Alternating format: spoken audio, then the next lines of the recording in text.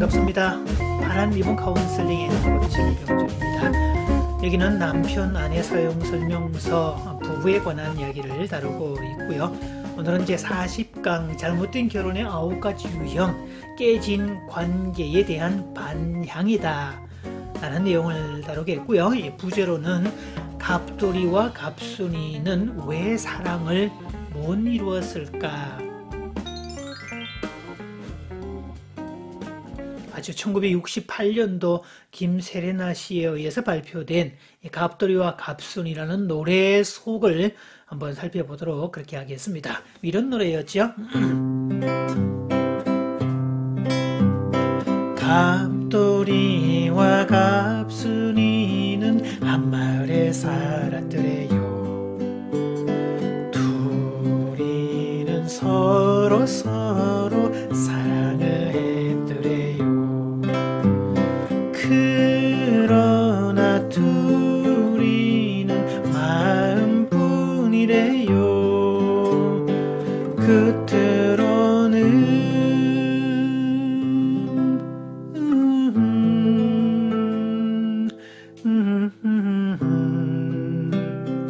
모르는 척 했더래요. 많이 불러서 익숙한 노래들입니다. 갑돌이와 갑순이 아주 많이 불렀죠. 그 이후에 나후나 하추나 버전도 있었고 현철 문희옥 버전도 있고 다양한 사람들에 의해서 많이 사랑받았던 그런 노래인데요. 이 갑돌이와 갑순이 노래를 선정한 이유는 결혼의 9가지 잘못된 결혼에 대해서 살펴볼 때 깨진 관계에 대한 반향을 다루기 때문입니다. 특별히 갑돌이의 행위, 화가 나서 장가를 갔다 하는 거, 이게 전형적인 그런 케이스가 있는데요. 일단은 왜 갑돌이와 갑순이는 왜 사랑을 이루지 못했을까라는 생각을 해봐야 됩니다. 갑돌이와 갑순이는 한 마을에 살았더래요. 어릴 때부터 같이 자랐던 처녀와 총각이었죠. 둘이는 서로 사랑을 했더래요 라고 나오는데요. 둘은 사랑을 한 게 아닙니다. 그저 마음속에 두고 있었던 짝사랑인 개념이었죠. 왜냐하면 둘 중에 어느 하나라도 적극적인 표현을 하지 않습니다. 적극적으로 표현을 했다면 그 사랑이 이루어졌을지도 모르겠는데 둘 다 표현을 안 하는 바람에 겉으로는 모르는 척 했더래요 하는 바람에 사랑을 이루지 못했지요. 자, 그러다가 2절 가사에 가면 갑돌이가 덜컥 시집을 갑니다. 걸어다가 갑순이는 시집을 갔더래요. 시집 간 날 첫날 밤에 한없이 울었더래요. 갑순이 마음은 갑돌이뿐이래요. 끝으로는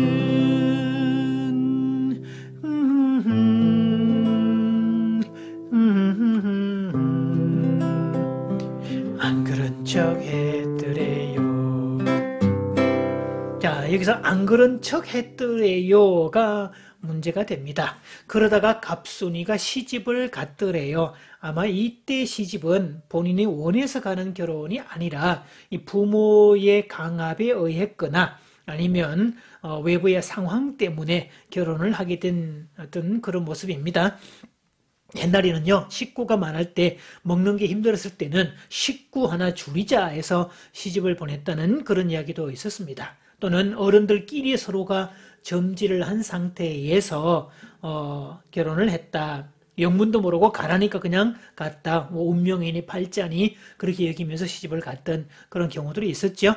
자, 그런데 갑순이가 시집 간 날 첫날 밤에 한없이 울었답니다. 왜? 갑돌이를 생각하고 있었기 때문입니다. 그런데 그래봤자 아무 소용이 없습니다. 그러다가 3절로 가면 갑돌이의 태도, 화가 나서 장가를 갔다는 얘기가 나오죠. 갑돌이도 화가 나서 장가를 갔더래요. 장가 간 날 첫날 밤에 달 보고 울었더래요. 갑돌이 마음은 갑순이 뿐이래요. 겉으로는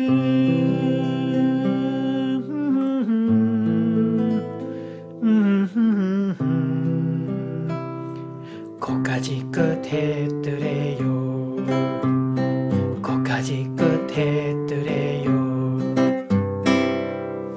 자, 저는 이 노래를 이렇게 들으면서 이 갑순이와 결혼한 남자, 그 남편과 갑돌이와 결혼하게 된 그 아내, 이 여자분은 도대체 무슨 잘못일까 싶습니다. 결혼을 했는데 배우자가 마음이 나한테 있지 않고 다른 사람에게 있다는 걸 안다는 거 헛개비하고 결혼한 그 심정이 어떨까요? 자, 갑돌이가 화가 나서 결혼을 했다는 게 이게 깨진 관계에 대한 반향입니다. 그래서 외부로 메시지를 보내죠. 자기도 바로 장가를 감을 통해서 갑순이에게 네가 나를 버리고 시집을 갔냐라고 이렇게 일종의 메시지를 보내는 행동이기도 한데요. 갑순이가 그것을 알 리도 없거니와 그래봤자 돌이킬 수 없는 아무 효용없는 짓입니다. 그래서 갑돌이도 갑순이 생각에 달 보고 울었답니다. 자, 두 사람이요. 표현을 하지 않은 까닭에 사랑을 이루지 못했는데 두 사람 다 사랑을 표현했었어야 됩니다. 갑순이 입장에서 어느 날 갑자기 시집가라 결혼해란 얘기가 나왔을 때 나는 사랑하는 사람이 있다, 마음에 둔 사람이 있다라고 자기 마음을 표현을 했어야 됐고요. 또 갑돌이 입장에서도 갑순이가 시집을 간답니다. 혼담이 오가는 이야기를 듣고 나서서 적극적으로 자신이 마음에 두고 있고 갑순이랑 결혼하겠다고 의사표현을 했어야 됩니다. 그런데 둘 다 그렇게 하지 않습니다. 우유부단형의 결정장애에 걸린 모습을 봅니다. 그런데요, 갑돌이와 갑순이가 사랑을 못 이루는 대신에 사랑을 이룬 이야기들이 등장을 하지요. 얼간이 짝사랑에 나오는 그 가사 주인공의 얼간이는요, 끝내 사랑을 이룹니다. 그래서 그 얼간이는 사실은 얼간이 아닙니다. 갑돌이보다 훨씬 나은 인물입니다. 옛날에 한 옛날에 얼간이 살았는데 동네 아가씨를 짝사랑했더래요. 어느 날 그 아가씨 우물가에 앉았는데 얼간이 다가가서 손목을 잡았더래요. 엄마 이러지 마세요. 우리 엄마 아시면 큰일이 나요. 자, 이 부분에서 뭐 코믹 버전들이 여러 가지가 등장을 하죠. 가서 포옹을 했더래요, 뽀뽀를 했더래요, 뭐 이러면서 나간 뭐 여러 가지 얘기들이 등장을 하는데요. 어쨌든 얼간이는 가서 표현을 합니다. 그런데요, 그 뒷가사가 있습니다. 그러나 둘이는 저 푸른 초원 위에 그림 같은 집을 짓고 행복하게 살았더래요. 행복하게 살았더래요. 자, 저 푸른 초원 위에 그림 같은 집을 짓고 님과 함께의 주인공이 되는, 그래서 사랑을 끝내 이루었던 모습으로 등장이 되죠. 그래서 얼간이 짝사랑에 등장하는 얼간이는 절대 얼간이가 아닙니다. 진짜 얼간이는 갑돌이와 갑순이죠. 얼간이를 넘어서 보다 적극적이고 보다 진취적이고 보다 주도 면밀한 인물 하나가 등장이 됩니다. 그것은 최진사댁 셋째 딸이라는 노래에 나오는 칠복입니다. 건넌 마을에 최진사댁에 딸이 셋이 있는데 그중에 셋째 딸이 제일 예쁘다는 소문이 온 사방에 퍼집니다. 그래서 너도 나도 총각들이 앞다투어서 관심을 보이고 호감을 보이는데 칠복이 역시 총각이니까 똑같은 관심을 보입니다. 그런데요, 먼저 다가갔던 먹새와 이 밤새의 실패담을 듣습니다. 가서 문을 두드리 밀고 그럴 때 이야기도 꺼내기 전 볼기만 맞았다고. 자, 그래서 먹새와 이 밤새의 실패담을 들었던 칠복이는 왜 얘네가 실패했을까를 분석을 하기 시작을 하지요. 그러면서 이 최진사의 성격, 최진사의 성품, 최진사의 취향을 파악을 합니다. 그래서 우유부단하고 소심한 남자가 아니라 상남자 스타일을 찾는구나. 대범하고 돌진하고 때로 들이대는 스타일의 남자를 찾는구나 라고 파악을 한 후에 칠복이는 들이댑니다. 그렇지만 나는 대문을 활짝 열고 뛰어들어가 요즘 보기 드문 사위까만 노라고 말씀드리고 나서 육한 대청에 무릎 꿇고서 고개 조아리니 최진사 호탕하게 껄껄껄 웃으시며 좋아하셨네. 자, 그렇게 저돌적으로 도전하고 들이대고 직면함으로써 예쁜 색시도 없고 호랑이 장인어른도 맞이한 이 칠복이었죠. 그래서 먹시라는 놈도 밤새라는 놈도 7개 복 중에 하나가 맞았다라고 이야기하지만 사실은 복도 직면하고 들이대고 해결하고 나서는 사람에게 찾아오지 가만히 앉아서 부정하고 아니라고 고기 젓고 화난다고 장가가 버리고 반향이나 하는 그런 존재에게는 찾아오지 않는다는 뜻입니다.